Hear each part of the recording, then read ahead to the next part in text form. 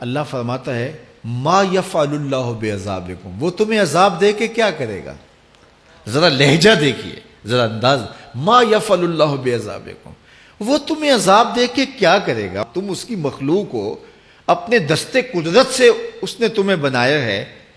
تو وہ تمہیں عذاب دے کے کیا کرے گا؟ اس کی ضرورت نہیں ہے کہ تمہیں عذاب دے، نہ اس کی چاہت ہے کہ تمہیں عذاب دے،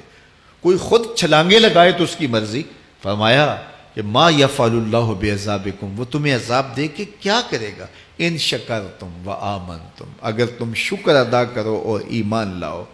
تو وہ تو قدردان ہے جو کوئی اس کا شکر کرتا ہے اور جو اس پر ایمان لاتا ہے۔ تو اللہ اس کے لیے عذاب نہیں رکھا، اس کے لیے رحمتیں رکھی ہوئی ہیں۔ تمہیں دست قدرت سے بنایا ہے اور وہ تمہیں خوش دیکھنا چاہتا ہے، تمہیں خوشحال دیکھنا چاہتا ہے، تمہیں سرشار دیکھنا چاہتا ہے، تمہیں نہال دیکھنا چاہتا ہے، تمہاری زندگی کو خوشگوار دیکھنا چاہتا ہے۔ تم نے اپنے آپ کو خود اپنے اعمال کی وجہ سے مصیبتوں میں ڈالا ہے، تو کہا شکر کرنے کی عادت ڈال لو، دیکھنا پھر اللہ تعالیٰ جل شانہ کی رحمتیں تمہارے اوپر کس طرح اترتی ہیں، اس کی نوازشیں تمہارے اوپر کیسے برستی ہیں۔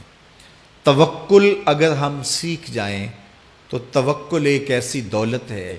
کہ جو خوشحال زندگی کی ضمانت بنتی۔ جب ہم اللہ پر توکل نہیں کرتے اور ہم سمجھتے ہیں یہ سب کچھ ہماری محنت کا نتیجہ ہی ہوگا، اور نتیجہ جب نہیں آتا تو پھر ہم بے چین مضطرب ہو جاتے ہیں،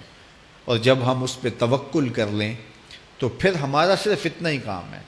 کہ میاں ہم یہ کام کر رہے ہیں، بس یہ حکم، ہم بیج بو رہے ہیں، بس یہ حکم ہے اور بو رہے ہیں، باقی اس پہ بھروسہ ہے، یہ کام اس کا ہے کہ اس نے اس کو اگانا ہے، اس کے اوپر پھل لگانے ہیں۔ تو جب اس پہ توکل ہو جائے تو بندہ سوکھا رہتا ہے، ورنہ بندہ مشکل میں مبتلا ہو جاتا ہے۔ بسا اوقات ایسا ہوتا ہے کہ بندہ ایک منصوبہ تیار کرتا ہے، اس کا عملی نتیجہ اس کو سامنے نظر آ رہا ہوتا ہے، لیکن نتیجہ بالکل الٹ جاتا ہے۔ سید علی المرتضیٰ فرماتے ہیں میں نے اپنے ارادوں کی شکست سے ہی اپنے رب کو پہچانا ہے، کہ میں ایک منصوبہ تراشتا ہوں کہ یہ اور یوں ہوگا اور وہ ہونا چاہیے، لیکن نتیجہ وہ نہیں آتا، تو کوئی طاقت ہے اس کا جو نتیجہ بدل دیتی ہے۔ تو بندہ اس طاقت پہ یقین کرتے، اس پہ توکل کر کے جو ہے وہ اس پہ بھروسہ کر لے تو زندگی سوکھی ہو جاتی ہے۔ مغرب میں جو اللہ پر یقین نہیں رکھتے وہ خودکشی کر لیتے ہیں کہ یہ کیوں ہو گیا، ایسا نہیں ہونا چاہیے تھا، لیکن ہم خودکشی اس لیے نہیں کرتے، ہم کہتے ہیں میرا رب جس طرح چاہے اس طرح ہی ہوتا ہے، جو اس نے طے کیا ہوا ہے وہ کر کے رہتا ہے۔ اس لیے تم اس پہ توکل کر لو اور اس پہ بھروسہ کرو۔ حضور علیہ الصلوۃ والسلام نے فرمایا لو انکم توکلون علی اللہ حق توکلہ، اللہ پر توکل کرنے کا جو حق ہے اگر تم وہ ادا کر دے تو فرمایا اللہ تمہیں ایسے رزق عطا کرے جیسے پرندوں کو عطا کرتا ہے۔ ہمارا تو کاروبار ہے، یہ فیکٹری ہے، یہ دکان ہے، یہ ہماری نوکری ہے، ہم نے یہاں سے کمائی کرنی ہے۔ پرندوں کا کوئی کاروبار نہیں ہوتا، کوئی نوکری نہیں ہوتی، کوئی ٹھیا، کوئی اڈا نہیں ہوتا جہاں جا کے انہوں نے رزق کے لیے کوئی آغاز کرنا ہوتا ہے، بلکہ حضور نے فرمایا تغدو خماسا وتروح بطانا، جب وہ صبح گھر سے نکلتے ہیں تو خالی پیٹ نکلتے ہیں اور انہیں کوئی اپنی منزل کا تعین نہیں ہوتا، جدھر خیال آیا اڑ گئے ادھر، لیکن کبھی ایسا نہیں ہوا کہ شام کو خالی پیٹ واپس آئے ہوں، کہا وہ پیٹ بھر کے آتے ہیں۔ باہو بولے بن توکل پنچھی اڑ دے، خرچ نہ پلے زیرا ہو،